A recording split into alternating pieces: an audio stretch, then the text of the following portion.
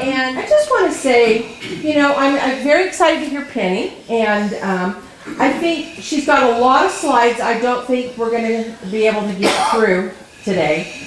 And Penny has already said if you have questions, feel free to raise your hand and ask questions. So there's lots of things going on right now in this country, and we see the adversary's hand in so many things. And so we just have to be careful about allowing those little things to creep into our everyday lives. We need to stay true to our prophet and the apostles. And our book club every week studies the conference talks. And we just need to remember that they are men of God, called by our divine and superior God, and that we don't know better. We don't. And so we have to be careful what we consider, if we're praying about something, what we need, that it's really revelation, and it couldn't be the spiritual warfare, nefarious. So we have to be very careful. We have to not put down our prophet and our leaders. We have to remember, we do that, we're putting down God. And it's just going to get harder and harder, not easier. Yes. We see so much turmoil in our world, not just our country, but our world. And this is all part of Satan's game plan, and so we have to be vigilant. And that's why I love getting together with all of you, because we're all like-minded, and we want to do what's right. So let's get into spiritual warfare. Thank you, Penny. I appreciate you doing this for us. I know you weren't prepared for this. This is your first time doing this. So. Yeah, no, I am thankful for the opportunity to share this with you ladies. I'm so thankful for the Sisters of Liberty. You guys, you ladies, and this sisterhood has been a huge part in some of the things that I've been able to learn with some of the guests that you guys have had here, or you ladies. And Lawrence. And Lawrence, I apologize, and the Men of Liberty. Sorry. Yeah, this has been a really long journey for me.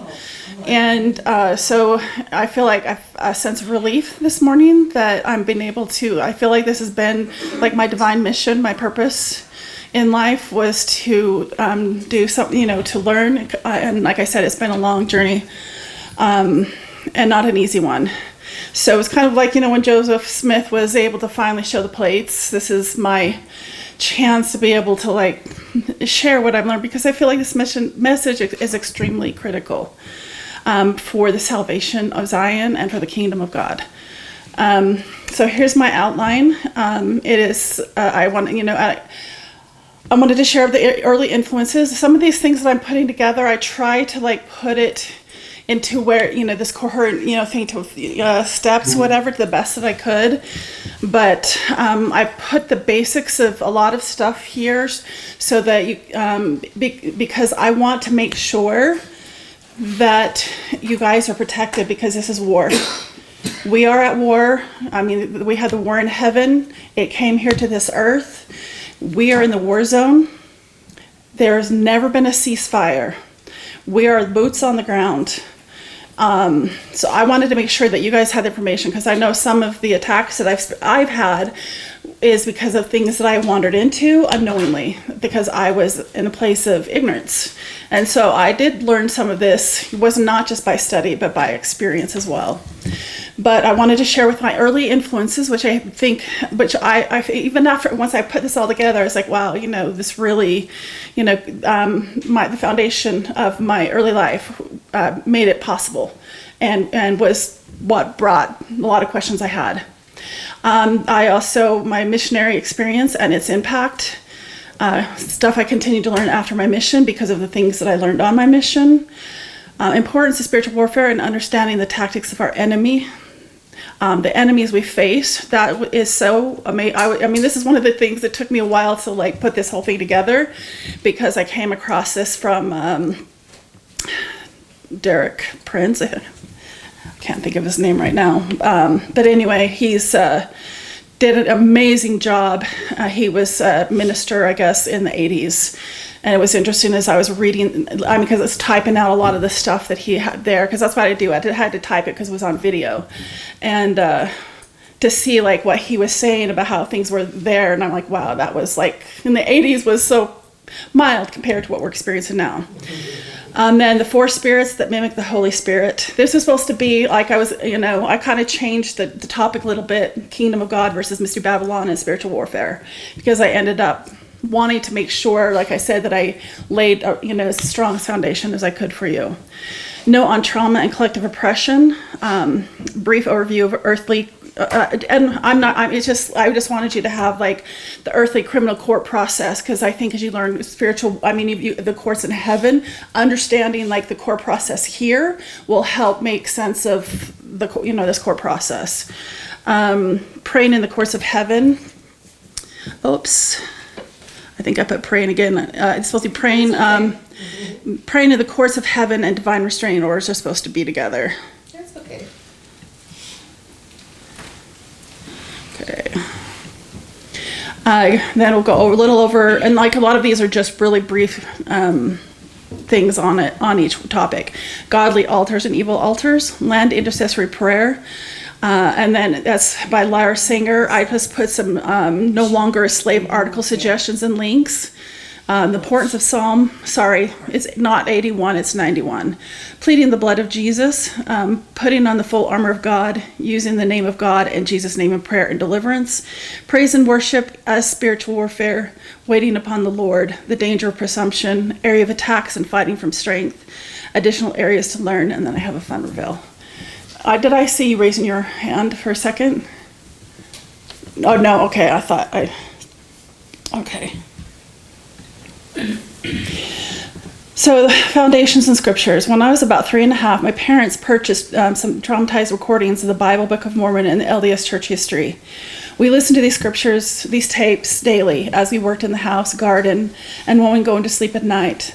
Listening to them in this format brought these people and their relationships to God very alive to me. They felt very real and were a huge part of developing my love of the scriptures and a desire to learn about God and to have my own relationship with Him that mirrored His servants we learn about from these books. I was introduced to Cleon Skousen through our home environment. I attended one of his speaking engagements and on one occasion helped my paternal grandmother stuffed envelopes for his institute, and I was going there thinking that he's going to be there, and it was just us in a big warehouse. I was so disappointed. These experiences provided early exposure to teachings on liberty, constitutional principles, and civic liberty. At the age of 12, I learned about Hitler in World War II at school. One day at home, I started thinking about it all because I was very upset and could not understand why an entire nation could follow him and be okay with his atrocities. While in deep thought, I felt an impression in my heart from the Spirit telling me that I needed to learn. No more information was given at that time. I didn't understand why, but the impression was so strong that I knew that I had to do as I was told. In our home library, one of the books on the shelf was The Rise and Fall of the Third Reich, which chronicles Hitler's Germany. I didn't read it as a child, but I studied it as an adult as part of my exploration of Hitler in World War II. Just having it on the shelf made me aware of this important resource for later on. Okay, this one I'm just going to warn you ahead of time, I'm going to cry. I can never talk about my maternal grandmother and not cry. I wanted to share a couple stories about my maternal grandmother. Her name is Ilas. In the small town of Farron, Utah, the church was a center of community activity. So one day at this community gathering, some of the youth were curious about a game called Raise the Table. The purpose of this game was to get it to rise and fly around the room. In their home, they were very devout in their faith. They prayed, read their scriptures, and were obedient. The word of wisdom was huge for them. They also listened to the guidance of their leaders. As a part of what they were taught by their parents, they had also been warned by their parents to stay away from such things. They understood and took these warnings seriously. I got through it without crying. The youth attempted to play what they thought was just a game, but it didn't work. My grandmother and her siblings, who were also in attendance, had some kind of exchange with the other youth. My mother isn't sure of the exact details, but my grandmother and her sisters likely warned their fellow community members that this game was not something good to play, especially at the church, because messing with these kinds of forces is not a game. At this time, my grandmother and her siblings left because they didn't want anything to do with such a thing. The other teens' children did not want them there either because while they were present, they were unable to get the table to do as they wanted. After they left, the youth tried again, and this time without their influence, they were able to successfully raise the table and get it to move around the room. The words my mom said, not just move, they got it flying, is what she said. Well, the light, the people that didn't want it left. Yep. Brought them. Exactly. And there is a reason why I wanted to lay that foundation, because as we go into the things that I'm going to introduce to you about the enemy's camp, I want you to keep that in mind, what powers we actually have. The girls in my ward also did that. Oh, did they really? 12 years old, they were doing that, and then when things really started flying all around everything flying in the room that they were in, then they got scared and stopped and had to have a priest of blessing on all kind of stuff. They did that. They are still doing that game now, huh? Yep. Yes. There was. Yeah. Oh, sorry. I did it when I was like a teenager, because our mutual teacher didn't show up, and we were waiting in this room in the basement where we have our class in an old church, and this friend, one of the girls in there said, "We can do this, we can raise this table." Of course, we were naive, we were dumb. But basically, long story short, by the time we finished, we started with our hands on the table, and then our hands were clear up here because the table had raised that far. And one of the girls' sisters, there was a window in the door to our classroom, looked in the window, and when she saw what was going in there, screamed, and the table fell and crashed to the floor really hard. I've never forgotten that. So what you're saying is true. She saw the table up And with you knew. several feet underneath nothing. It was floating up in the air. And then I had to walk home 2 miles in the dark by myself. I've never been so scared in my life. I I've never forget it. Oh my goodness. So it's real. Yeah. Yes. I know. I did a It Ouija is. board with friends once and never kinda- been. Yeah, it's kind of scary. It is kind of scary, but my mom shared this, that story, that story with us as young children. So that was also very much a part of our foundation. I'm not saying I've done the best in some other areas, but it was more because of ignorance of some of the stuff that I didn't know about, and she didn't. Recently, while I was asking my mother about this earlier story, so I got the details right, she shared another experience involving my grandmother. I believe it was as she was a young woman, my grandmother was in Salt Lake City with a friend. They passed a fortune teller, and while her friend wanted to have her fortune told, my grandmother did not want to do it. And have anything to do with it, sorry. Her friend eventually convinced her to go inside while the friend had her fortune told. However, the fortune teller was unable to conduct a reading with my grandmother present and asked her to leave. She did as she was requested, and then the fortune teller was able to do the reading for her friend. Once again, due to her presence, the enemy was unable to insert his influence. Yep. That's how amazing my grandma was. Another important part of growing up here was the time we spent at family gatherings with my maternal extended family. As mentioned earlier, the gospel was a central part of my grandmother's life, which she passed on to her children and then to us. When we gathered, my mom and her siblings would talk about God in the scriptures, often focused on the end times and what we need to do to be prepared. These conversations were mainly between us adults, but my siblings, cousins, and I would often sit nearby. Actually, I would have to say it probably was even more than often. We usually just found ourselves just entrenched in their conversation. So entrenched with our conversations that we sat around them.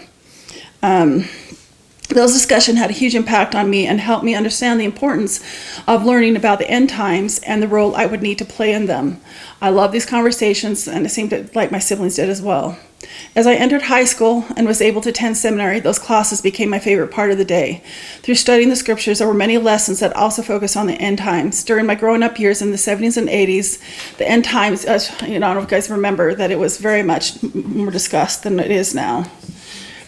Another important influence during that time was learning about personal safety from my father, a police officer. One day he noticed I was walking home from school on a different route than usual, which took me along a longer, busier road. Concerned, he had me read a Reader's Digest article about Ted Bundy, who one of his victims had been a member of our stake. By the way, my father was a police officer, so that's why. Carol Durant was my friend that was abducted, that he took, and then she got away. Oh, wow. Yeah. Uh-huh. She was the one that got away She got here away. in Orem, right? No, it was Murray, Utah. Murray. Ted Bunny, Carol DeRange. Okay, I thought it was the Orem Mall, because that, but anyway, I do remember her name. It was Fashion Place Mall in Murray. Yep. Oh, okay. He took her from Fashion Place Mall, and Yep. did she get away from there, or? No, he took her to, he was driving and he stopped at a light and she jumped out and got out. Yeah. Because she noticed some things that were kind of scary. BYU, and he was at BYU, and Yeah. she was married, and he was trying to get her to go with him. And Yeah. she just had a bad feeling, and so she found out later who he was, but My sister just told us a story recently that potentially she thinks that he almost took her as well. I wouldn't be surprised. 'Cause- That Deborah Kent, I think she was from Midvale or Sandy, something like, or was she in Utah? Bountiful, that's, yeah. Okay, Deborah Kent, I don't remember, but she was Yeah, just no. before Carol DeRange. Yeah, So, yes. yeah. She, that was actually my next thing I was going to mention. This deeply, no, that's okay. No, you're fine. This deeply affected me and sparked my desire to learn about the criminal mind, not about fascination, but learn about how behaviors developed and how society might prevent them. Actually, I didn't put it in there. She was, the reason why it was so much in my mind is because of Debbie Kent. She was for my stake. And the place she was taken from Okay. was Viewmont High. My brothers went to school with her. I went to school with her. I went to school with her youngest brother. The roller rink that he was at, I passed it by like all the time. And so it was, and when I was a waitress, his parents would come in, and I was actually happened to be in the restaurant after they got remarried, and like the whole restaurant burst,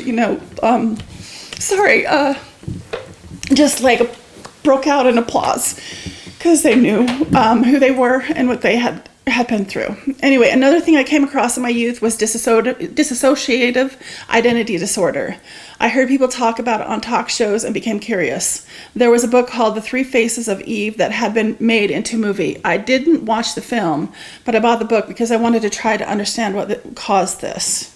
Is that split personality? Yes, yes, it is. That's the official term for it now. Now on to my mission experience. While serving in Texas Dallas Mission, my companions and I occasionally visited other church services. One experience that stood out was visiting a Messianic Jewish church. I wanted to get positive stuff in here as well. From the moment we arrived, we were greeted warmly and made to feel welcome. During the service, we were seated in the back next to a member who explained the service to us. I especially enjoyed seeing how they observed the traditions as they would have during the time of Jesus.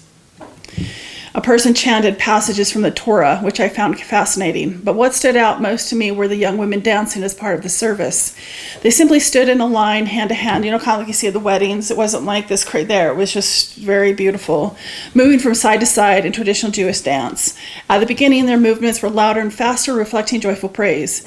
As the service continued, their dancing slowed and became more reverent. The member of that church explained, the member explaining the service, shared this progression reflects how in time of Christ, and perhaps still today, worshipers would sing, rejoice, and praise God as they traveled to the temple on holy days. As they approached the temple, their dancing and singing became slower and more reverent. Looks like my ChatGPT cut some of my stuff out as they helped me put this together. It's because they started out like more. I did put that at the beginning, how they were louder and faster. Then as they went through the service, they got slower, and they explained to me that it was a representation of what they did, as that part of their preparations of going to the temple. While meeting with one of our investigators one day, as we were teaching, he began to talk about end times prophecies in the Bible, specifically concerning a one world government that would occur shortly before the return of Jesus. I had never heard of this prophecy before. We didn't discuss about it too much, but I did take note of it, and it stayed with me as something to ponder and learn more about. Also, one day while visiting an LDS bookstore in Richardson, Texas, I noticed a book displayed in the middle of the store. I felt a strong pull toward it and went over to pick it up. The book was Bradshaw on the Family, A New Way of Creating Solid Self-Esteem. As I touched the book, I felt a strong sensation like an electrical current or frequency. It started with my hand and just kind of moved up all the way up my arm. I knew in that moment the Spirit wanted me to buy the book and read it. Although missionaries we were actually not generally. They really, it depended upon the mission, missions, but my mission president was very strict about that, on what we were to read. But I purchased it because the prompting was too strong. As I read it, I received answers to questions I had carried since childhood, especially my question about how events like Hitler and Nazi Germany could happen. Through this book, I was introduced to the work of German psychotherapist Alice Miller and a parenting model she identified as poisonous pedagogy, also known as black pedagogy. What is pedagogy? Parenting rules, parenting paradigm is basically what it means. It's like It's intertwined with the caste system, the pecking orders, all the things that Doctrine and Covenants 123 describes. I'm sure that's a part of it. But it's specifically just about how a child is parented. These are the rules. Adults are always right. Children are responsible for their parents' emotions and behavior. Obedience is valued over understanding. Feelings such as anger, fear, or sadness are discouraged or punished. Children must suppress their true emotions to be accepted. Harsh discipline is believed to build character. And when I'm talking about harsh discipline, I'm talking about the belief of spanking an infant just so they know who the boss is. Sounds like Hitler. Questioning authority, it does. Yeah. Questioning authority is seen as rebellion. Love and approval are conditional on behavior. Pain is minimized, denied, or reframed as for your own good. Early emotional wounds are ignored or justified. And Alice explained that the more rules that a country of that paradigm included in their parenting paradigm was the more damage it caused. Germany at that time, all 10 rules were implemented, and I think of the next one, I put it in here. Alice Miller explains that when parents or authority figures enforce the rules of the poisonous pedagogy or black pedagogy, it can create toxic shame. In a child, toxic shame is different from ordinary feelings of guilt or over mistakes. Instead of feeling, I made a mistake, a child internalizes the belief, I am a mistake. This becomes a soul wound, a deep internalized sense of unworthiness that can follow a person into adulthood. The child learns that their natural feelings, thoughts, and desires are unacceptable. Over time, this can stunt emotional development, diminish self-worth, and shape patterns of self-blame, fear, or hidden anger. Miller uses the term soul murder to describe what happens when these principles are rigidly applied. By controlling, punishing, and suppressing the child's true self under the guise of obedience or doing what's best, adults effectively destroy the child's authentic self, leaving lasting emotional and spiritual wounds. In essence, mistakes are punished, not understood. The child's identity is blamed instead of behavior. The natural expression of the child's spirit is suppressed. The result is a profound, long-lasting inner wound. The framework helped me understand patterns of influence in controlling human. That's horrible. Yeah, it is. It is horrific. It is soul murder. It also, as I got further and started learning about, they'd explain, and I have it here. It's a Alice Miller book on For Your Own Good. It is actually what creates sociopaths and malignant narcissists because of the damage. Those two are created. The other, psychopathy, it's born. A person is born with it. Psychopaths? Psychopaths, yeah, they're born. Could it be pre-birth or birth? I think there's that it's actually, it's generational, the sins of the parents kind of thing. Iniquity is a generational iniquity that comes with that. It also can be something that happens in the womb. I was surprised to learn in the Sociopath Next Door book that 1 in 25 people have that tendency. I think it's gotten less. Actually, that was one of the books. That was like 20 years ago. Yeah, I mean, at that time, that's what they said. But I've heard now that it's decreasing to almost like 3. I mean, it used to be like 2 in 10. Now it's growing up to like 6, 7. I mean, it's just I don't remember the exact, but it's just growing. I also remember thinking and feeling that these parental rules were not only not from God, but they were from the very pits of hell. That it was a part of Satan's plan to make us as miserable as he is by destroying our identity, how much we are loved by our Father at as young an age as possible. I also believe that it was a part of his process in destroying young children's image of God, the true nature of God's image of who he That's is. what's so dastardly about it is because children don't really understand or know, but there is a choice point that they can come to understand later. But the darkness and sadness of it is that most don't, they know there's something wrong or something off. Well, there's some emptiness. And it's like, well, even, a person in a global elite thing was told they have to put their conscience in the freezer. Something like that they have to shut off their conscience where it goes into their subconscious. Yeah, I mean, this what happens in homes, just like because I've seen a lot of people use the Bible or the scriptures, and once I was introduced to this, I was like, why are we just parenting our kids this way? Because what happens is that becomes our perception, becomes our reality, and what we start reading is how we start perceiving things. So that's how God's image gets destroyed, like his true nature of who he is. So they do say that they can't heal. It's not true, but there is a deliverance method part of it. It's just they don't believe because it's power. There's not empathy. It's an attachment wound. So they are focused on power, and they look at people who have empathy, that it's a weakness. That it's a weakness. Versus weak. Yeah.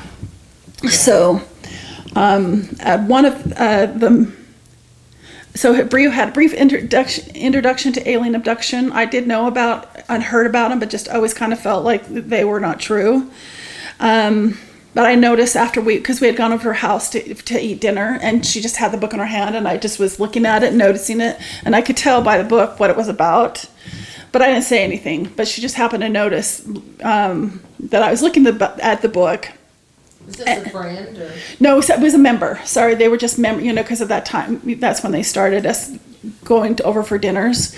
So we had just gone over You're for still dinner. on your mission. Oh, mission. Yeah, this is still mission. And so she told me what she thought that that she believed in these alien abductions, but she didn't believe that they were aliens, and we just left it at that. But I knew what she was meaning. I could just feel it, that she felt that they were demonic demons or demonic entities. During my mission, one of the new members who had just been baptized, that we were teaching new member lessons. While we taught him, he mentioned to us that he had previously been a Satanist. As part of his testimony and conversion, he shared, as we were teaching, limited insights about how the occult operates. While some of what he shared was familiar to me, much of it was not. He didn't go into great detail, but what he shared was enough to open my eyes to realities I had not understood before. I believe his purpose in sharing was to help us gain awareness so that we could better understand how to protect ourselves spiritually. Because of the warnings given to me by my mom as a child, I understood the importance of his warnings and took them seriously. Some of the things he talked about hexes, spells, and curses, which are those things I'd heard about, through voodoo and stuff like that. I did ask questions because I have a curious mind. My companion didn't like it so much. That's why we didn't go too deep in some of it. But he told my companion and I that many of the big companies we bought products from, as well as other organizations' logos were occult symbols. He showed me from a magazine. He still had some of so that I could look at there, so I could see for myself. And I looked at it very quickly because I wanted to see. I was curious, and I was really surprised. I wish I could remember all of them, but if I recollect, I remember seeing like Coca-Cola and Pepsi, NBC, ABC, CBS, all of those are occult symbols? Yes, they have occult symbols on them, and the reason why they put them on there, he says, because they're portals. They open up portals. But that makes sense. Look at the corruption of those networks. Yeah, so and because they have like the eye, I mean, a lot of those symbols are eye. Yeah. Yeah. which God is the all-seeing eye, but it's a corruption of it. They always replicate light because they can't come up with, but they're very creative in what they. They're actually, I don't think they're creative.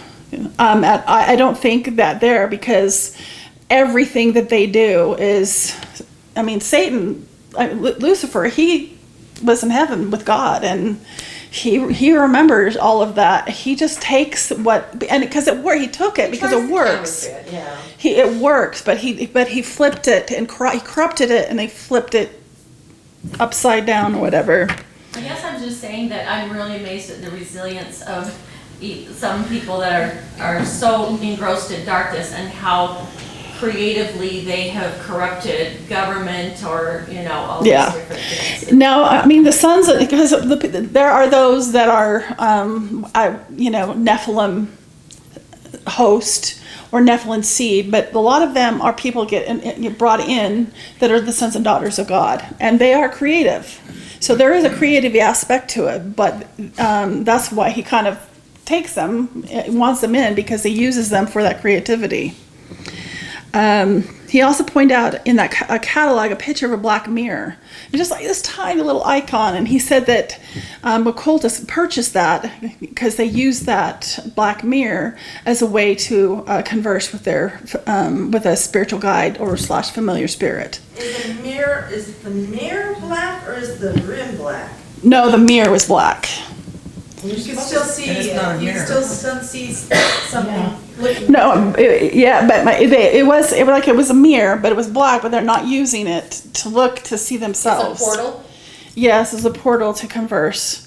The reason why I bring that up, because at that time our TV screens were a different color, and then I realized then they changed. And I just remember one day looking at this TV screen we had in our house, and I went, "That looks just like that black mirror."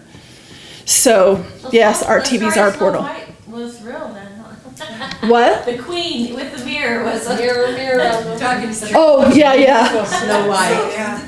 The people who say that they speak with angels and they can, get information through their angels, what is the distinction between angels that you're talking about here? Okay, the angels that they're talking to are fallen angels that are coming. Lucifer appears as an angel of light, so they think that they are. Angels do come to us, but when they come under assignment of God, they come for because what they're doing when they're talking to the angels, they're talking to them like guides. That's an angel from heaven, from God, an angel of light would never do that. Would never come through someone else to talk to you. They would never come and be a guide and teach. I mean, their job is to warn. It's the Holy Spirit's job to teach. It's outside of their assignment. They probably believe that these angels are pure light from God. Yes. But Well, the spirit roams among us right now. Yes, that's be some of the things as we go in and understand the Mystery Babylon and how it works. But yeah, it is. That's why I actually have not. I know that there's some angel hosts, angelic hosts, and that we have access to helping them. But I hadn't quite researched that because I was kind of knew that and was nervous about it. How to do that. That. But there are some of the ministers I listen to that talk about specific angels. Like one, Katie Sosa talks about hornet angels. And just so you know, these terminologies of this that we will speaking of the naming of some of these them is not their actual name. It's like an archetype as you understand why they're called that way, the characteristics of those, what helps you understand what their job is. So if that makes any sense. Joseph Smith had it right about how to test angels. Yes. Yes, that's very definitely what we have to test. Sorry. Yeah, Penny, what's Nephilim? The Nephilim? Oh, the Nephilim. Nephilim. The giants. Oh, They're the okay. giants. How do you spell that though? And they're descendants. Nephilim, I think. Fallen angels that married the women. The watchers, the fallen angels that came and impregnated women and created the giants. Which on my That's Genesis 6, I think. yeah, 5 or 6. 6, Genesis 6. Yeah. Wasn't their society around for like 1,000 years before the flood? Which is actually I actually on my mission got introduced to that. I was actually had gone out and was washing my clothes, and the Jehovah Witnesses had their little watchtower thing, so I picked it up and was reading, and they were talking about that, and I just scoffed. I thought you guys are so off. I just threw it down. I'm like, that sounds like mythology. You guys are just so. But that was How is a fallen angel physical? they had. Unless So they you're came from saying- another planet. You're saying that you believe that these fallen angels did impregnate They did. the great giants. Yeah. The Bible says it. The Bible, yeah. I like when I first saw it, I didn't believe it. Now I absolutely do, because I've also one of the things I love with mythology, and all of these what's his now? We went Herod, the one that's the son of Zeus. Oh, Hercules. Hercules, he would be his story he would be a Nephilim, because he would be these stories of the things that we hear that we think are mythology or fantasy, like they're whole. There is some truth into some of this stuff. Yes, I'm not saying that those specific characters and the exact stories that they're stories giving of are them. exact true, but there's truth in them. So Isn't it? Wouldn't the Nephilim have been wiped out with the flood? that is David fought Goliath. He was post-flood. Well, and also Moses, after 40 years and they went into the land, that's why they were terrified. They were to the fight giants. because they That were was the the land of giants. Canaan. actually They one were of the land people. the giants. Yeah. Yeah, one of the people that I'm going to introduce or talk about briefly about her name. Her name is Laura Singer. Has done a research like within the Federal Reserve and the Nephilim agenda, connected this Federal Reserve all the way back to the time of and it's like, and so I have it here. You could take a look at it. But she talks a lot about who they are and her hypothesis as to how they came through. I've seen others, but ways. Wouldn't it have to be a DNA situation with one of the sons of Noah or their wives? Yeah. Yeah. So We know they have higher technologies, and so they could have, some have speculated that they had other spaceships and stuff, that they suspended themselves when the flood came and somehow came back, or. Yeah, there's been different things, theories. speculations on it, but Laura Singer at least came through like the DNA, like because it was in the blood of the DNA. So, do you remember Anonymous that came out and Anonymous wrote a book called Yeah. Witness of the Heavenly Realm. Yeah. And he said that he was shown that Satan had the Nephilim build an ark. There was more than one ark. There were multiple arks, and that Satan was able to preserve Interesting. the Nephilim. I don't know if that's true or not, but he said that he got it from God. Well, hundreds of years of Noah building the ark. It took 300 years. Not much. So it kind of, to me, it kind of makes sense that Satan's smart enough to know that build a boat. I had not heard that one before, but it does make sense. Like, So I don't know. I don't know how true it is. It's just food for thought. yeah, it definitely is. But they do. I do the one that Laura Singer talked about, like the DNA part of it, does make sense to me, and that's her hypothesis. We also have to remember what the Bible said about the Canaanites. The Lord told the Israelites that they needed to destroy them all, men, women, and children. They were not to even keep their artifacts or their gold. And remember the story that one of them kept some of the riches and hid it in his tent. And then when Joshua and his armies went to battle, the Israelites lost. And when Joshua asked God, why did we lose? God said, it's because someone has disobeyed me and has kept some artifacts of the Canaanites. and they all need to be destroyed. I mean, it's such a bizarre story in the Bible. It is. But we have to ask ourselves, why did the Lord want everything destroyed? Even the animals. Even the animals. Even the animals. Woman, I mean, child, animals. Yeah, and you understand more. There has to be another side of the story.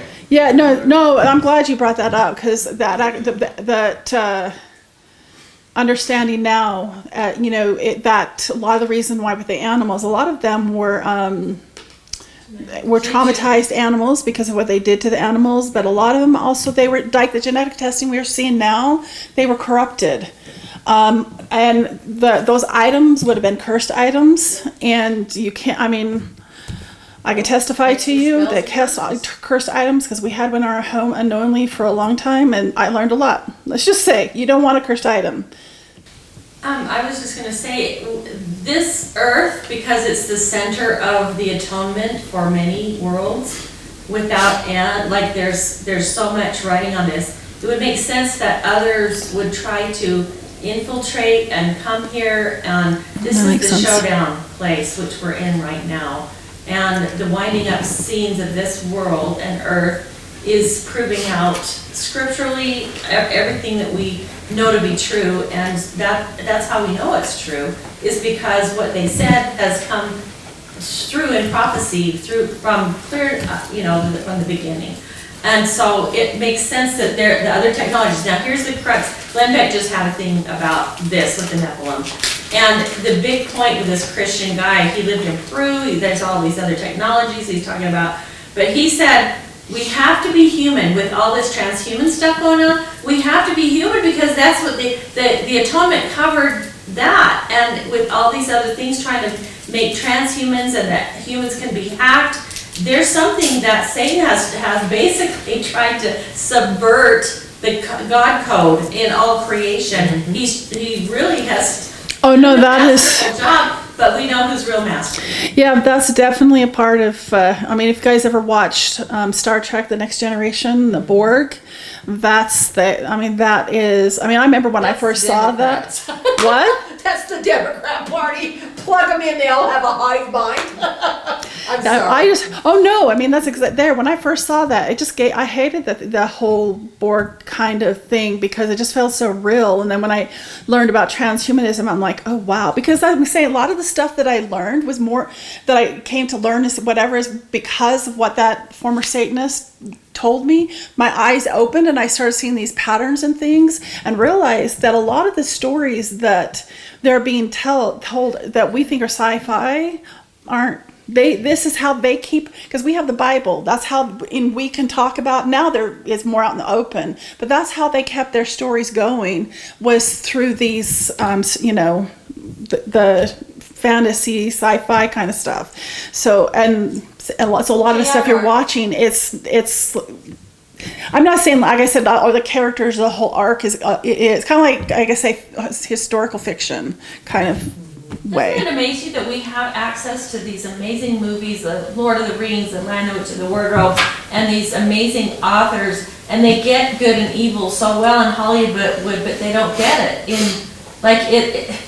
they're using it against us, but yet the story of good versus evil is still there, and it's hidden in plain sight, but still they're not getting it really. It just amazes me that our generations have seen these stories played out over and over again, whether it's in space or whatever. But in real life, they're so disconnected with the reality. Yeah, that is true. They love it in the movie. So he also, this is when I learned at this time what is being understood more now. He said that some musicians and actors now probably say a higher percentage of them do occult rituals over the merchandise they sell to their fans.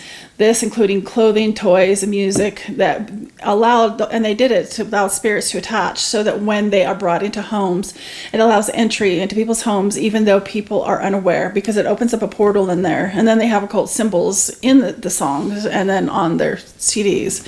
So just by purchasing them, these entities receive legal authority to enter. Another thing, just as a warning that I didn't, because there are, one of the topics from their time about the food wars.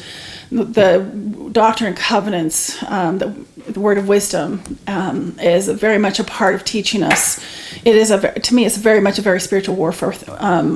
Their message in there and how to vibrate at a higher frequency. But I also, my best friend, she sent me a TikTok video of witches. They're going into grocery stores and they're cursing our food. So that's another reason why we want to bless our food.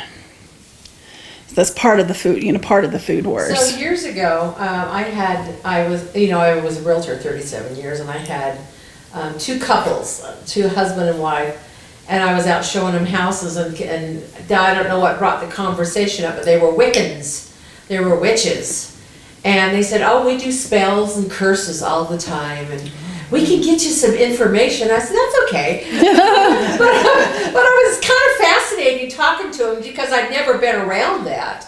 And I was kind of curious, but it is kind of scary because they say they do put witches and curses, hexes and curses on people that make them mad. And oh yeah, they do. That's one of the things I had asked that gentleman. I don't remember his name because when he was talking about hexes, I'm like, do they really work? Because I'd heard of them, but he said, oh yeah, and he told me about it. I hex this person, told me what he did and what happened. So yeah. I was like, okay. So right here, I want to introduce you to a very important person in my life. This is my best friend Dana. She was one of my investigators on my mission, and we became fast friends. From the moment we met, we both knew that God had brought us together for a purpose. Dana has been instrumental in my spiritual journey and helping me understand spiritual warfare. For now, I'm just going to introduce you, but she does play an important part, and including, for me understanding a lot of the books that I have or my interest. She sent me like a lot of this stuff. She sent to me or gave to me. After my mission with all this new information from the investigator members and from serving in one of the state, I was serving in the Bible Belt, so this stuff was just kind of everywhere. I came home with my eyes a little more open to the true nature of this world. As I continued my journey in this life, I started noticing things around me that I hadn't seen before. I also continued my study, learning more about the principles of liberty, World War II, and all the new information I gained on my mission. Some of this through study, through other people that entered my life, and much of it was just by observing things around me, especially that which was from the entertainment world. Some of the things that I learned about, and I'm just going to quickly name them, MK Ultra, and we're not going to talk about them, but I learned that's what learn about MK Ultra, mind control, programming, monarch programming, targeted individuals, governmental frequency weapons that they have. I've seen I've seen the patents for them, not the actual patents, but the name for them. New Age, the Days of Noah, SRA, and satanic super soldiers, and their part in the end time Armageddon battle that they're doing, and the alien abduction was real. Learned that it was real. Completed by black hats looking for certain bloodlines, pretending to be aliens or alongside dark powers. I think it's both. Yeah. Secret agenda of the Gifted and Talented Educational Program, Nephilim Agenda, Jekyll Island and the Federal Reserve and sorcery, transhumanism, CERN, crop dusting and chemtrails, food wars, including, I guess I did put it in there, including spell casting and cursing our foods, three global rebellions mentioned in the Bible, Eden, Genesis 6 and Tower of Babel, and how they better help us better understand what we are dealing with today, if by understanding them. How the Third Reich had never really ended. It just went underground. I just recently saw something, how they, the times at the end that potentially, there's been stories about Hitler getting out. Maybe he did, maybe he didn't. But a lot of the archives and the stuff that they had was in that bunker. And there was a guy that he shared his story of how he was helped under those bunkers, taking all of that stuff. So it wasn't just the Nazis going to South America, but they were taking all those records and everything that they were doing with them. It's also took the best of their scientists. Yeah, well, that's Project Paperwork, Project Paperclip. Project Mockingbird. You left out Project Bluebeam. Yeah, Project Bluebeam, remote viewing, used most specifically during the Cold War by Russia and the U.S.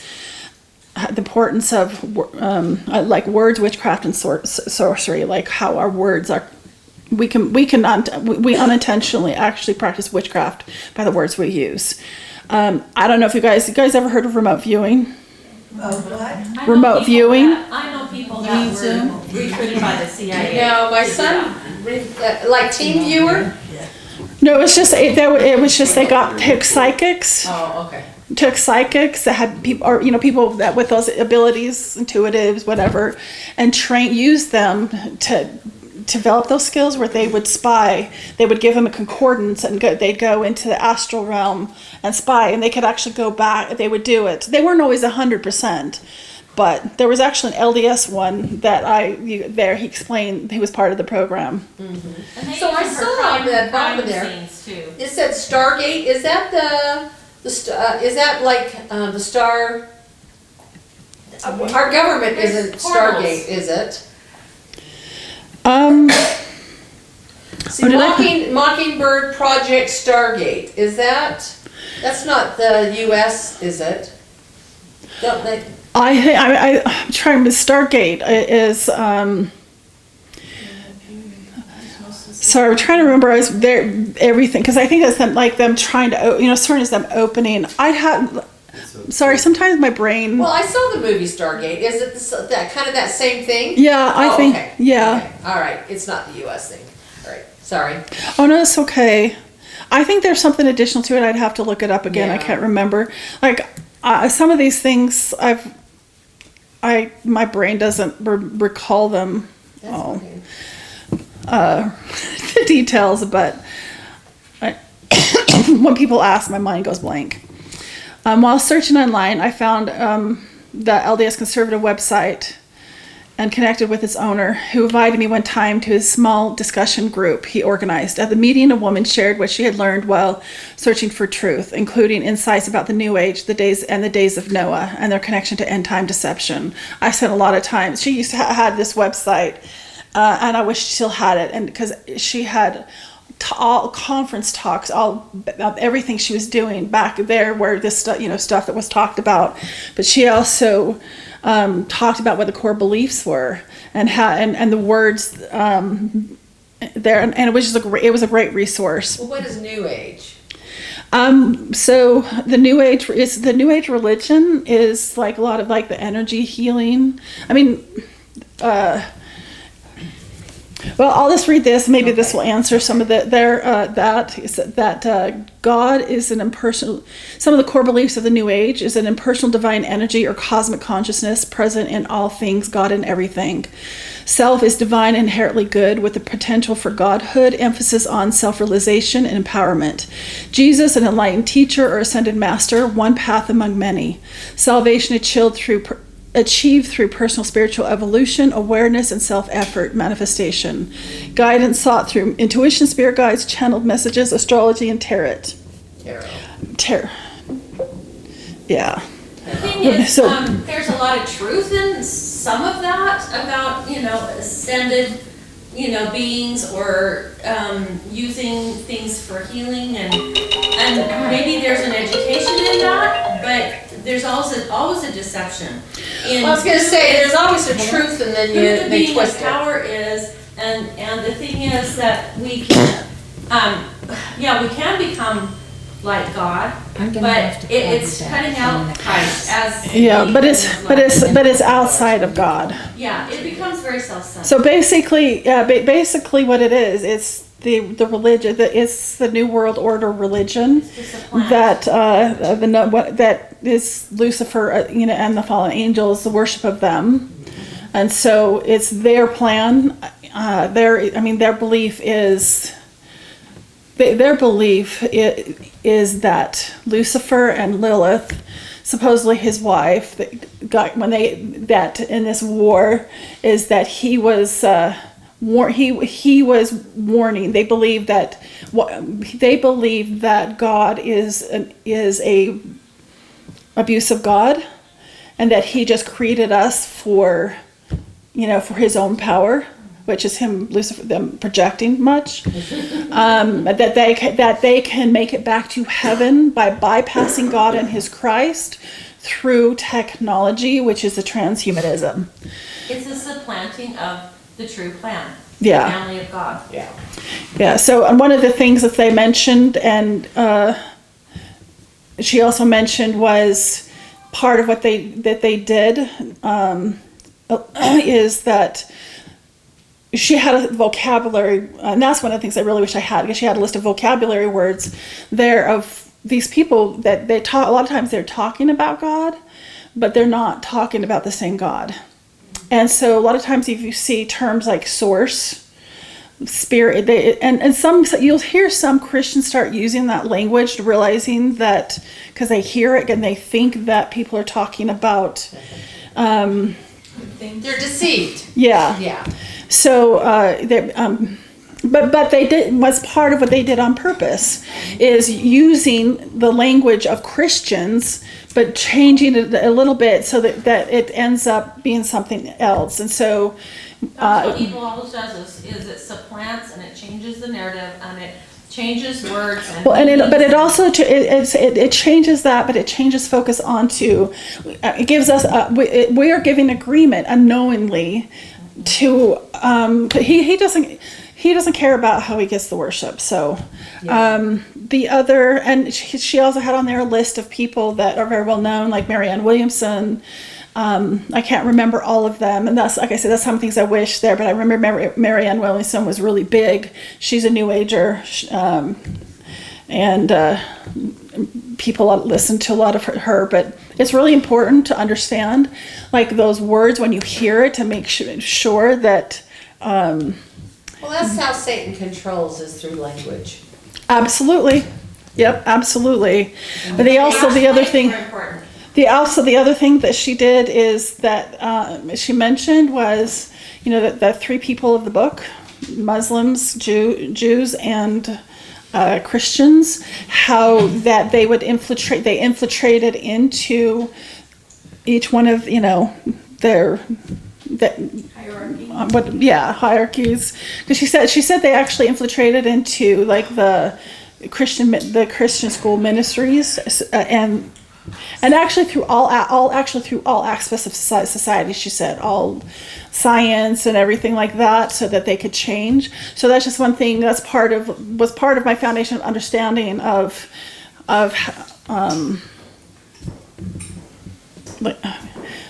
that understanding that when I'm getting new, like education or science or anything, to really begin to see, like, what source is this coming through, God or Lucifer. But she said, but also their intention was to get us to fight with one another. So that people, and their intention purpose was to turn people away from God, because seeing us to fight, so that it would turn them to the New Age. And that's why the New Age is growing so much, because, and also they're also ones behind of atheism, even though they are not atheists at all. They know who God is, and they're direct rebellion against him. They know it, but if they can get us to stop believing them, it's just another way of disconnecting people from God. This right here is a teaching from Joseph Smith that was sent. Was it Heidi, or no? To me, about what he said. The principle of knowledge is a principle of salvation.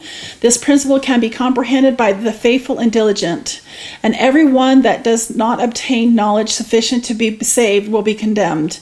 The principle of salvation is given us through this knowledge of Jesus Christ.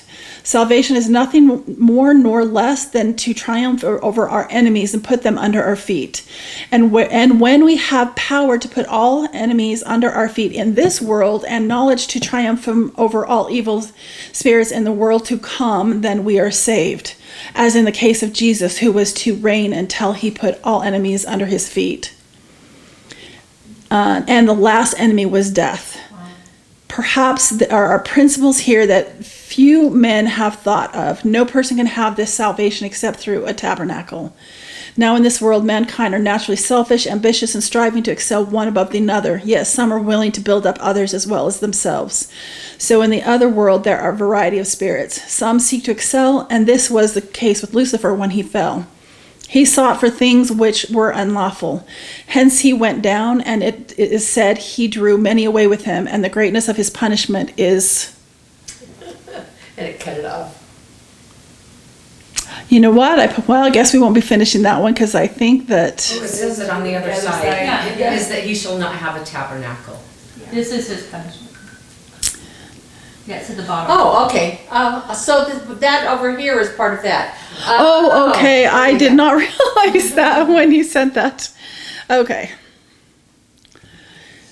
So the next part here, I wanted to lay the foundation, understanding the importance of spiritual warfare and understanding the tactics of the enemy. Hosea 4:6, my people are destroyed for lack of knowledge. Because thou hast rejected knowledge, I will also reject thee, that thou shalt be no priest to me. Seeing thou hast forgotten law of thy God, I will also forget thy children. The lack of knowledge about the spiritual war we are in causes us to be attacked to the point of being destroyed, come to ruin, be lost, and even die. 1 Peter 5:8, be sober, be vigilant, because your adversary the devil, as a roaring lion, walketh about, seeking whom he may be devoured. So that's what he's doing. He's just walking around this world, just seeking. He hates us, and his intention is to destroy us. And I think devour is pretty. He hates God, and we're all. He hates God, and he hates us because we are the image of God. John 10:10, the thief cometh not, but for to steal and to kill and to destroy. I am come that they might have life, and that they might have it more abundantly. Okay, so we're going to go into an understanding the enemies we face. This was by Derek Prince. Wonderful, and I put a link at the end so you guys can watch the whole thing. Just so you know briefly who he is, Derek Prince was I guess he was very big. He's a contemporary of C.S. Lewis.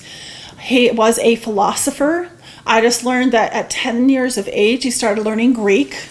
He studied a lot about mythology at that time before he came to Christ.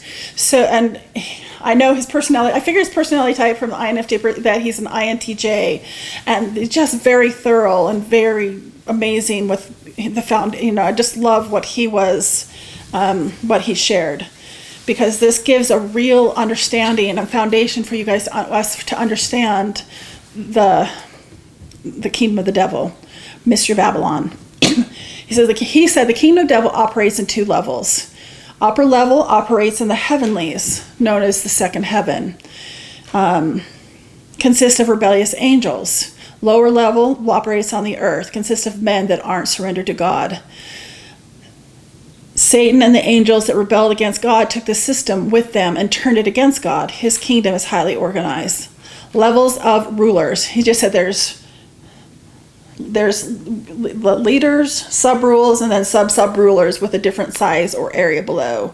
Like the sub-rulers are known like principalities. They're the upper higher one, and they have greater power. They have greater powers.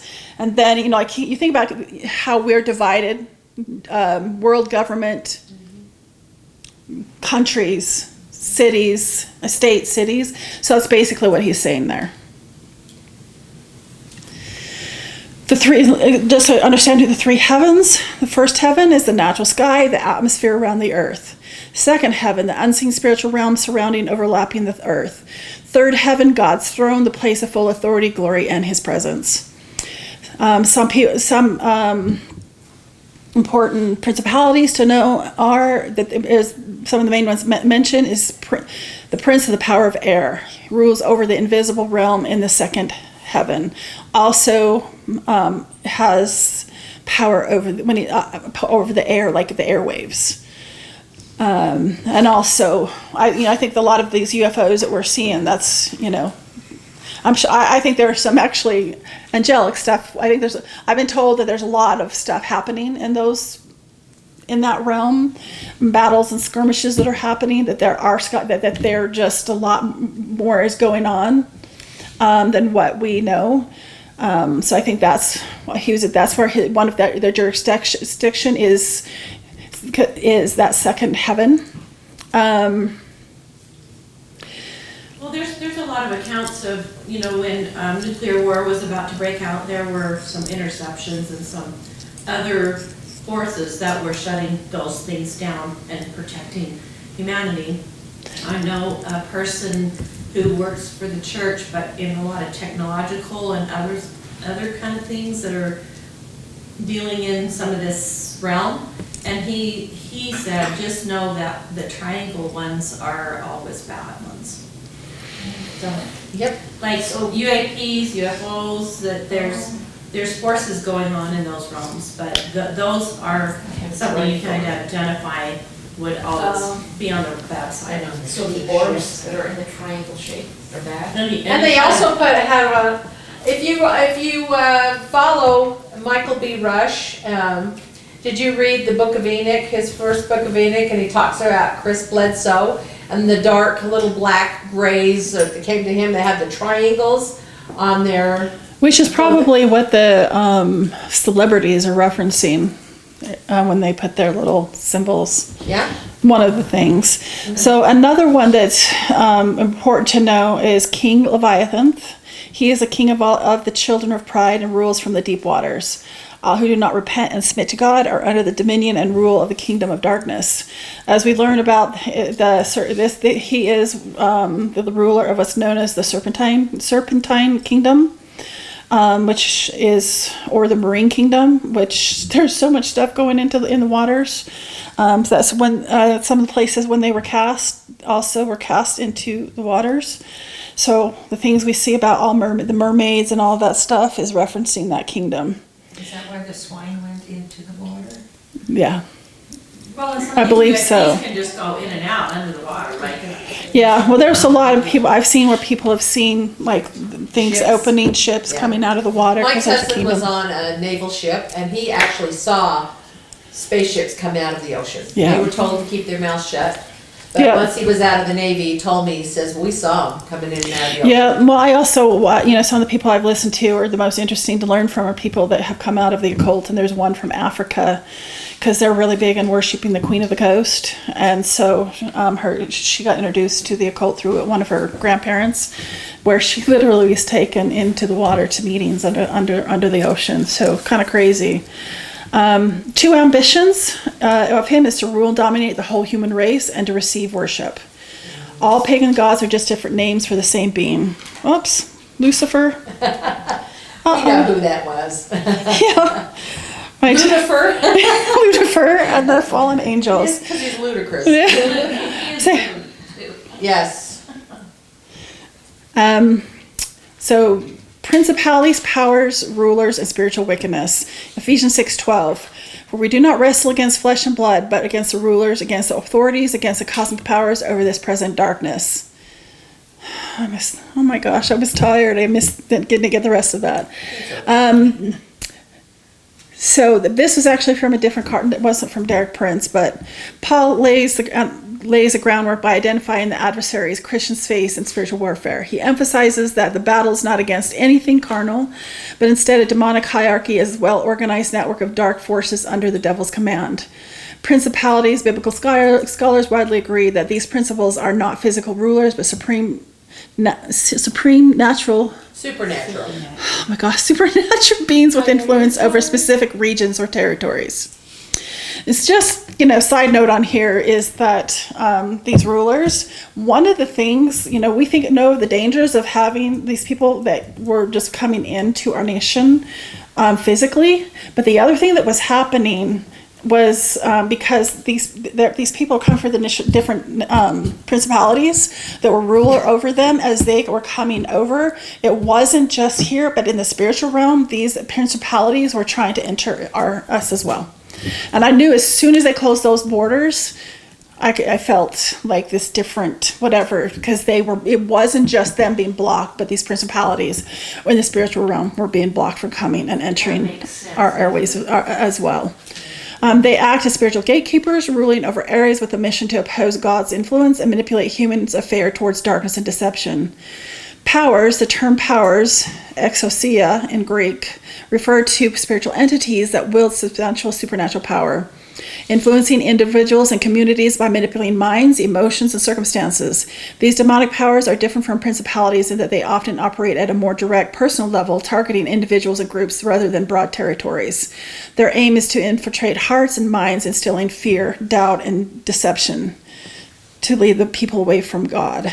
And you think about it, Penny, I mean, Satan knew God, and we were all together in the pre-existence, and God is a God of order. And God set up a hierarchy and, set up, even here on this earth through Moses, all the organization. Satan is just as organized as God.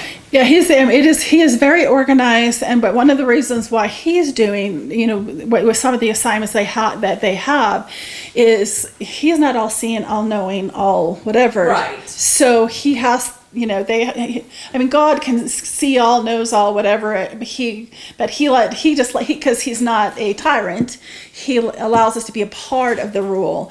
But Lucifer's purpose, because. A part of it is because he doesn't have that, so he has to have them be his eyes, ears, boots on the ground kind of thing. Cosmic powers over this present darkness, and there's different terminologies, different. This specific one terminology is not from, because the article I got it from, I don't believe it's the King James version, so. But they're all, whatever words they're using, they're still talking about the same thing.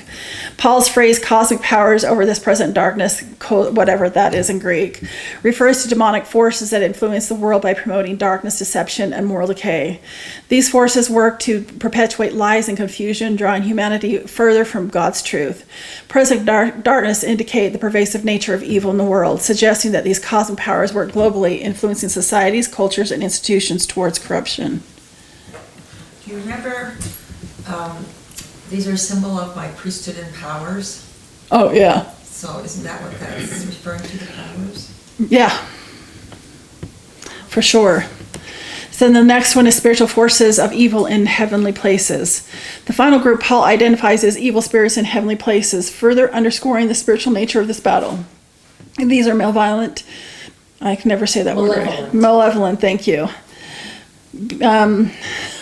Beings residing in the heavenly realms, a phrase used to describe the supernatural domain beyond the physical world. These spirits operate within the unseen realm, yet their effects are felt in the physical world. They oppose God's kingdom by influencing both individuals and communities towards sin, confusion, and rebellion against God. This one actually wasn't Derek Prince. These are... Is this what you're talking about to go and watch, or is that a different? Those are just links of where I got the articles from. If you can want to read them. But I'm just trying to, want to give acknowledgement as far as where I get the information. Now, this part is Derek Prince. And this is really, really crucial to understand the stuff that he explains about witchcraft. And I had never seen anybody break it down so specifically the way that he has. Witchcraft is a generic name for the way men seek to contact these satanic angels. It is the religion of fallen humanity. It has countless forms and ceremonies, but it has one common feature, having different ways of contacting different satanic spiritual beings. I don't remember, there was a conference talk once where they talked about how there's no neutral territory. So there's the religion of God, or the truths of God, and witchcraft. So we're either operating in the spirit or of the spirit of God, or we're operating in spiritual witchcraft. There's no neutral territory. So it's really important for us to understand this. Witch doctors, the most powerful person in communities that keep their primitive nature. There are different names for them, but they are all the same thing. 1 Samuel 15:23, for rebellion is as the sin of witchcraft, and stubbornness is as iniquity and idolatry. Because thou hast rejected the word of the Lord, he hath also rejected thee from being king. So if we are in rebellion against God in whatever ways, and a lot of times we are unintentionally, and because of our flesh, we are in rebellion. So we are operating in witchcraft. Rebellion rejects God's legitimate authority, which makes room of illegitimate authority. If you have illegitimate authority, then it has to be supported by illegitimate power. This power is in the power of witchcraft. Wherever there is illegitimate power, we need to be prepared to deal with witchcraft. Witchcraft is the attempt to control people and make them do what we want by the use of any spirit, that which is not the Holy Spirit. That means if we manipulate, try to control, or dominate, we are using powers of witchcraft. So there's 3 aspects of different of witchcraft: work of the flesh, evil spiritual power, and working of witchcraft within the church. 3 main branches: witchcraft, divination, and sorcery. Witchcraft is the power arm. It operates with the power of curses and spells. Curses are one of the most powerful weapons of witchcraft. Is curses. Divination, in modern times known as fortune telling. The knowledge element of witchcraft. Greek says that divination says one has a python spirit. And there's scripture, I didn't put it here, where Paul or Peter, I can't remember, was walking around. I think it was Paul. And there was somebody falling around with him with divination, and recognized him as a son, was claiming him as with authority, of God, was recognizing as such. So they will, with divination, will know who God is, and will say that, like, you think that they're, when they're taught, once again, what I was mentioning earlier, you think they're talking about God, when in reality they are operating in the spirit of witchcraft, and they have through the python spirit. My niece does telephone, I guess, where she can tell them their fortune. Yeah. And tell them all this. And she tells them, she gives them information that is true. But, and I've told my sister, I'm sorry, but she's doing sorcery. And it's of the devil. Oh, no. She gives such good information. It makes people feel good. And I said, I'm sorry, but that is not true. That is sorcery, and it's of the devil. It is, and she's operating. Because it is real. It's just outside God's source, and the spirit is from the serpentine kingdom. The spirit and the spirit. Once again, these names of the serpentines, they're, I don't know what they look like, but they're, it's describing through, like, the aspects or the characteristics of those serpents / snakes or whatever, what their characteristics are. So sorcery operates through objects, potions, charms, anything that is called lucky, like horseshoes, rabbit foots, etc., operates through music and drugs. So what about water witches that find water with a stick? Because that really works. Divining rods? Yeah. Depends on, those are, they're not bad. Anything can be corrupted, right? Anything can be corrupted. Yeah, Smith used a they divine use crystal. Because basically, a lot of times you see people that come out of the New Age, or they come out of the occult. They'll tell you not to use any, like, crystals or anything.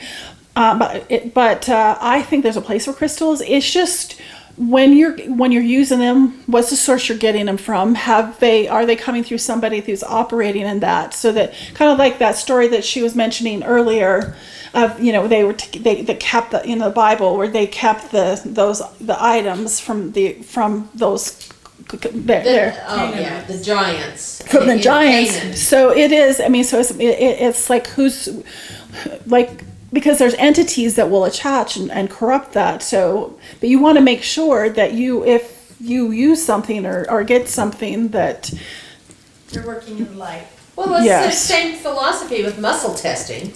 Yeah. It could be used for good, or it can be used for bad. Yeah, because one of the books I had on Overcoming Satan the Last Days book that I had, they mentioned that was, a bad thing, that there were evil spirits doing things. But basically, it was just tapping into your body. It's just like, you just want to make sure that, there's some things that are just... You're doing it in a righteous way and not for, Yeah, that it's coming from the right source, because their goal always is to change, because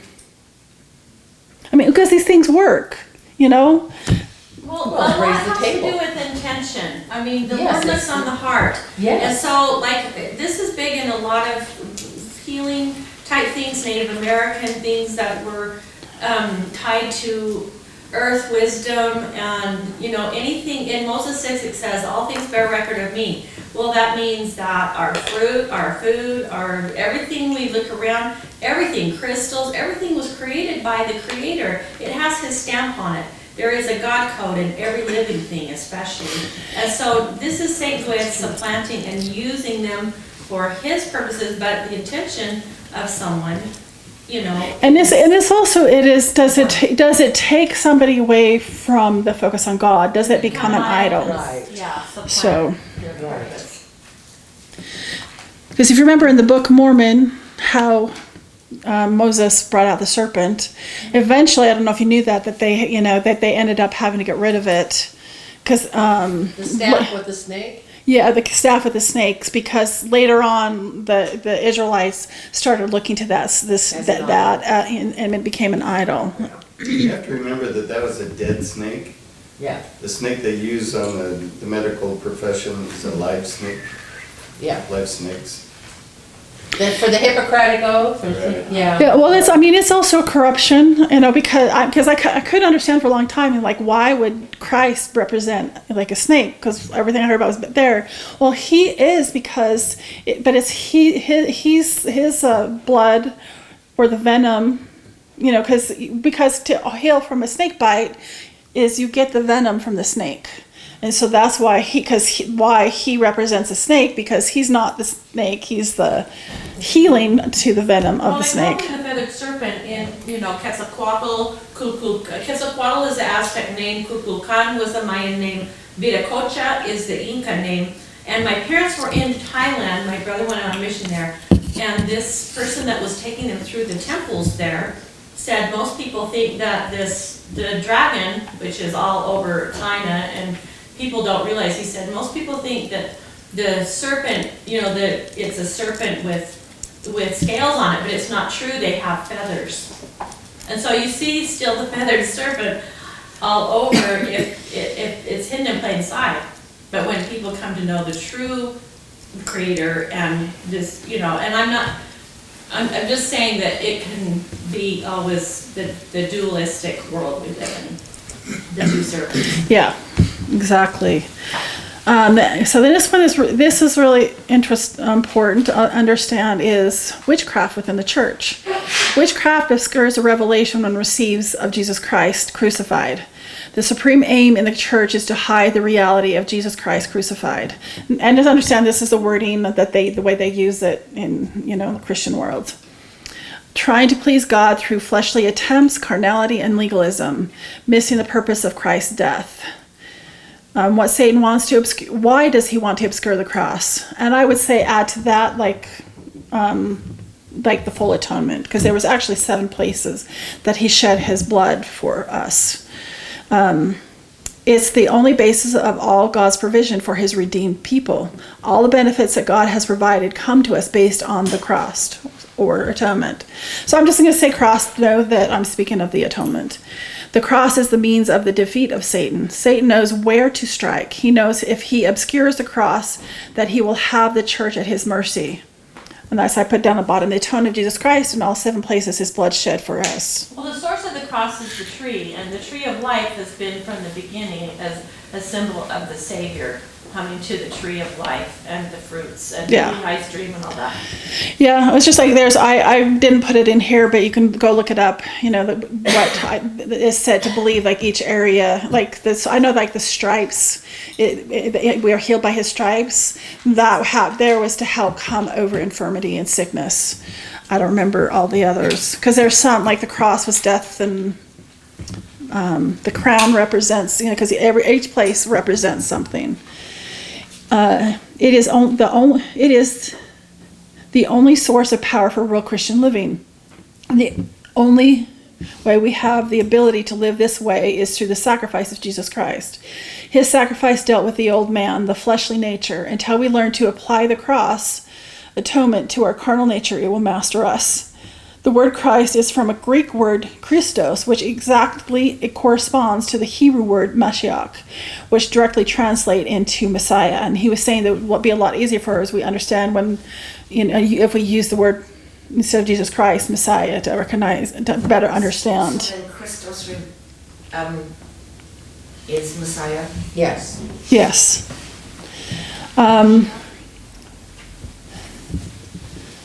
The Antichrist. First operation is against the Messiah. The second operation is in the place of The ultimate purpose is to put a false Messiah in the place of the true Messiah.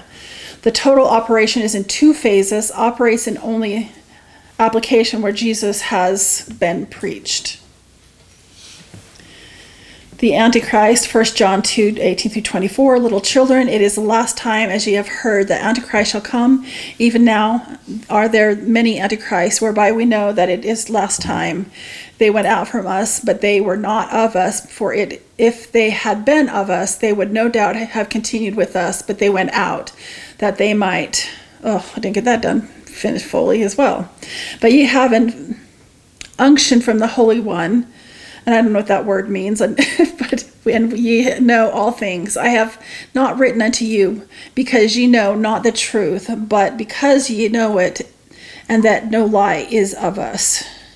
Is of the truth. Is of the truth, sorry. The unction is being set apart, like using, blessings with oils and. It's using what? It's like a blessing with oil. With Oh, okay. Or setting apart, or an unction. I'll have to look that up more. Ordination, setting apart. Thank you.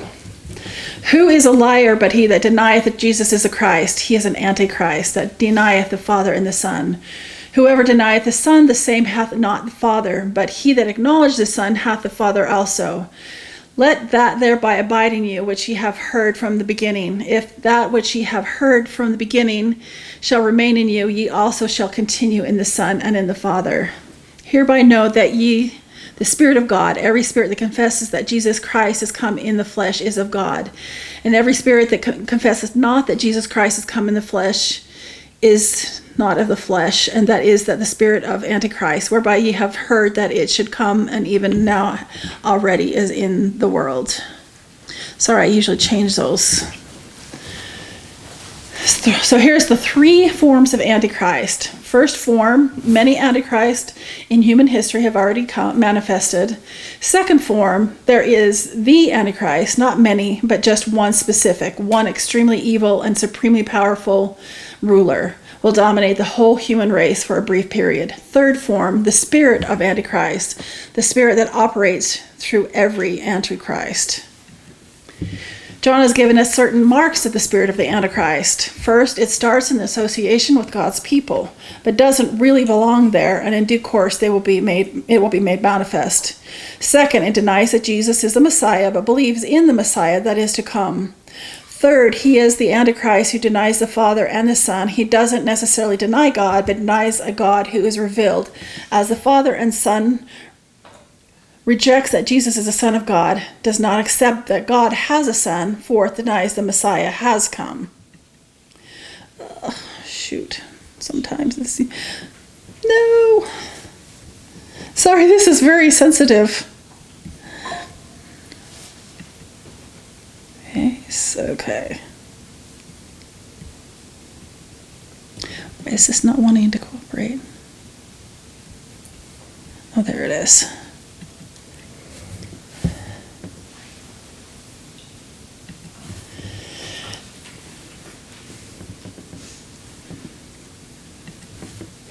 Okay, so he talks about this, and where we can see the Antichrist spirit in Judaism and then Islam. We also used to think that Christianity branched off from Judaism. That is what the Jewish people basically would tell us. The teaching of Jesus and his disciples is the true continuation of the religion of the Old Testament. Judaism has branched off from it. Judaism started in association with the people of God. Much of what it teaches refuses to acknowledge belief in Jesus. A great deal of what is taught is a way of denying the claims of Jesus. The second manifestation of Antichrist is Judaism. It denies that Jesus is the Messiah, but it believes in the Messiah that is to come. Sorry, I really tried to not do that. Third, it denies the Father-Son relationship in the Godhead. It rejects the claim of Jesus to the Son of God, does not accept that God has a son. Fourthly, it denies the Messiah has come. One of the false teachings and parts of Judaism is that the one who gives us back our temple of the Messiah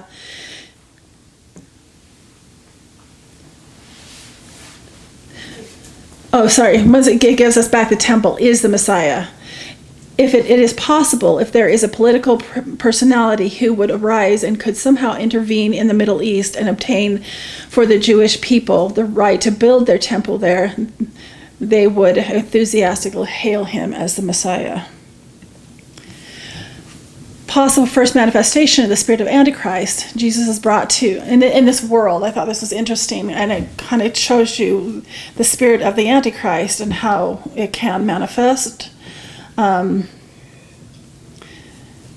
when Jesus is brought to Pontius Pilate, the Jewish leaders stir up the whole Jewish multitude to turn against him. Many of these people that were given the choice of who to choose, Jesus or Barabbas, were most likely some of the same people, if not many, that just a week earlier welcomed him to Jerusalem, putting palm leaves for him and saying, "Blessed is he that come in the name of the Lord."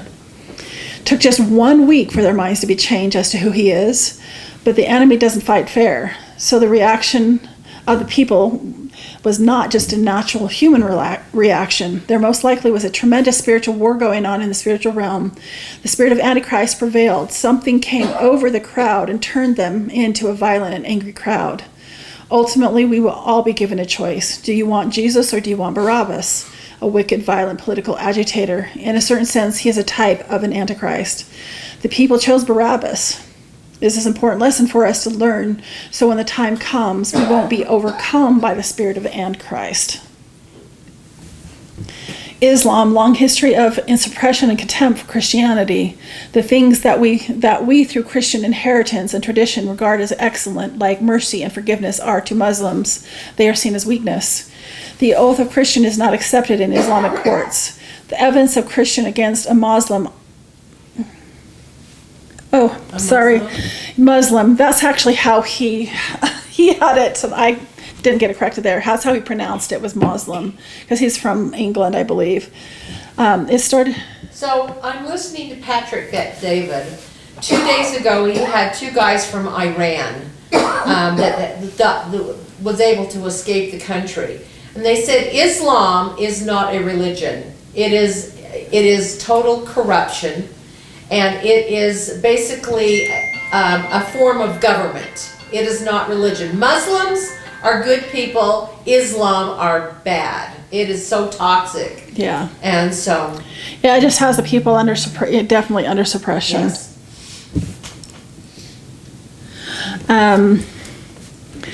It started in association with the Old and New Testament. It claims to be the outworking of the revelation of God, but it denies certain basic fundamentals of the Christian faith. It denies the atoning death of Jesus on the cross. Muhammad taught that Jesus did not die. An angel came and spirited him away from the cross before he died. Because there is no death, there is no atonement, and because there is no atonement, there is no forgiveness, and no Muslim has the assurance of sins forgiven at any time.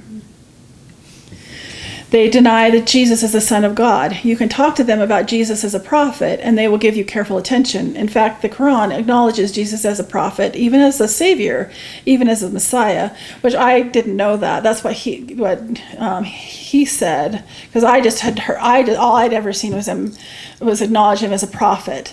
But when you say he is the Son of God, you bring out the most intense, bitter opposition. The spirit of Antichrist is said to succeed in the professing Christian church in eliminating Jesus, that we will ultimately have a Christianity without Jesus. It will be a moral system, a legal system, a system full of all sorts of pageants and religion, but without Jesus. Once you have eliminated Jesus, you have opened the way for a synthesis of Judaism, Christianity, and Islam. It is most likely that the Antichrist will head up such a religion, uniting Judaism, Islam, and apostate Christianity. Wow.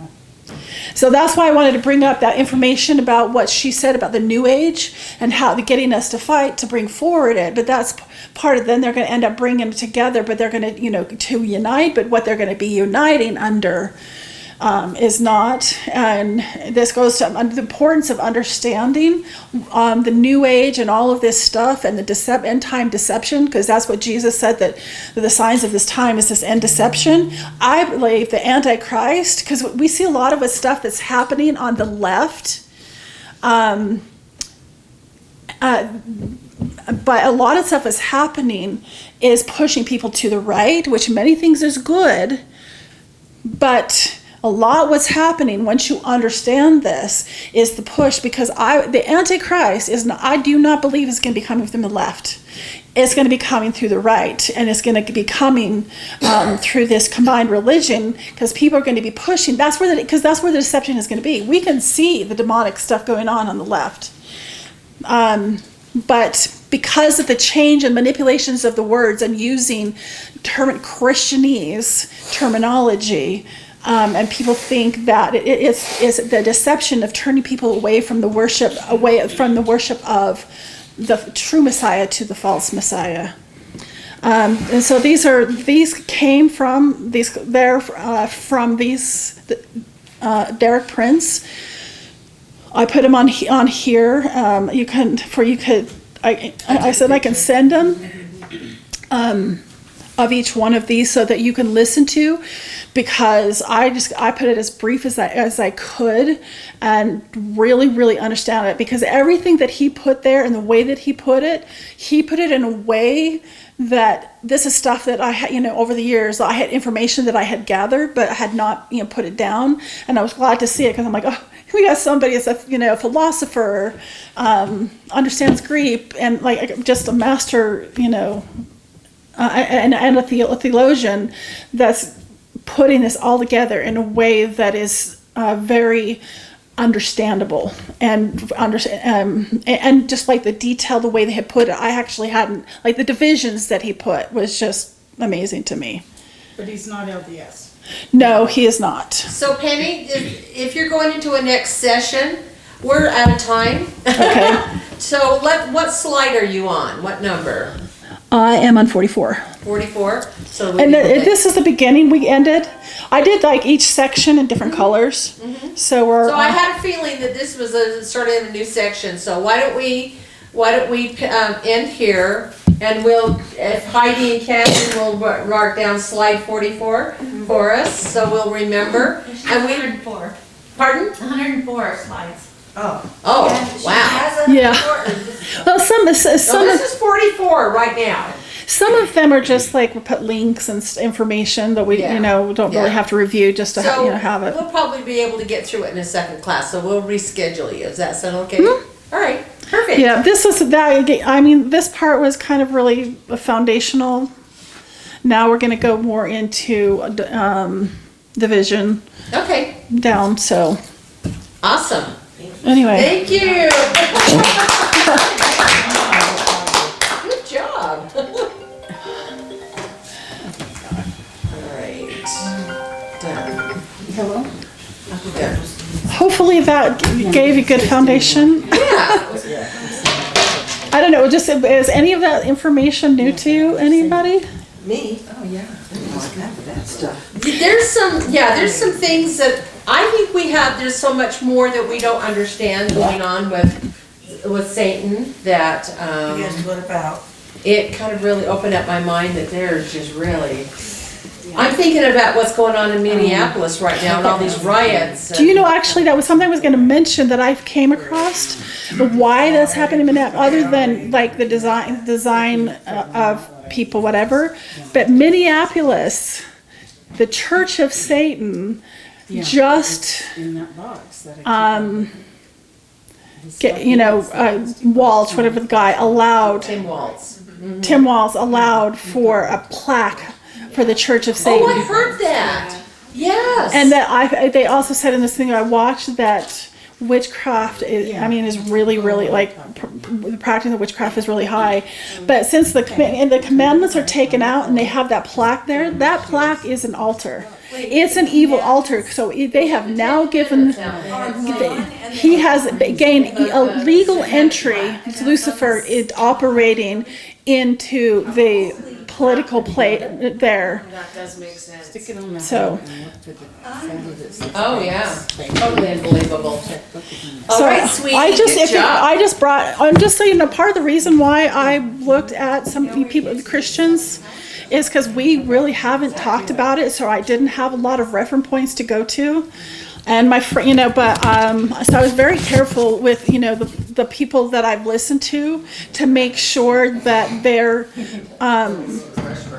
their foundation of what they're, because there's sometimes I listen to people where they talk about dreams. I had this dream, but then I'm like, because God, some of the stuff also that I learned, I mean, God would give me dreams, and then later I learned the meaning of it, which kind of told me that this, the stuff that I learned in my dreams. But I like the ones where they said that God's talking to them and teaching them things, or they have dreams and they're like, because Francis smiles, that's like he says that he's like, okay, God, where's, he goes, I'm a Bible man. Where's it in the Bible? You show me, you show me in the Word. So that's what I look for, is like how grounded they are, and does that, and also does, even though some of these concepts when I first learned them were very new and I was very tentative and hesitant, and kind of broke my mind a little bit, I just, but I had to take it, on a leap of faith, but it still had to make sense, especially like going to the courts of heaven, that sounded weird to me. That really sounded, but then I'm like, wait a second, we have courts here, why wouldn't they have courts there? Yeah. So I would try to or if I hear about certain weapons that they talk about were being used, I'm like, that sounds weird. But then I'm like, oh, wait a second, we have that in the physical realm, so why wouldn't they have it in the spiritual? So there were certain things that I try to follow, and also I knew about the New Age and all of that, so I listened for that as well. 12:15? Okay. But I wanted to show you guys, I didn't sound here, my friends, she sent me this book, The Bait of Satan. So important. It's literally been, places I found stuck, that learning part of the way he wars on us is not just curses, hexes, but ways that they bait us or hook us. Wonderful book. But she gave to me some of these books a long time ago, and I didn't really look at them there because I thought, well, these seem like rote prayers. So I wanted to show that they're just really good handbooks. You don't have to have the levels of prayer that our Christian community is doing over aspects of their life. So they give you little prayers that you can do, and you don't have to follow them exactly. But I, when I started finally using them, would pray them. But you don't, just because they were using language of prayer that I was not used to. But you don't have to follow that exactly. Like if you feel prompted to go outside, because then it would be with the prayer. To be more specific about certain things. Yeah, well, that's where I started learning some of the language. Yeah, so because they have one for a praying wife. However, praying wife, Stormy. So if you want to, these are really good. Praying wife, praying over your children, praying for those you love. This one, Dan Duvall, he's a high-level intercessory. He works with those directly at, he's one of the highest, where he's working with people from the occult and these prayer there.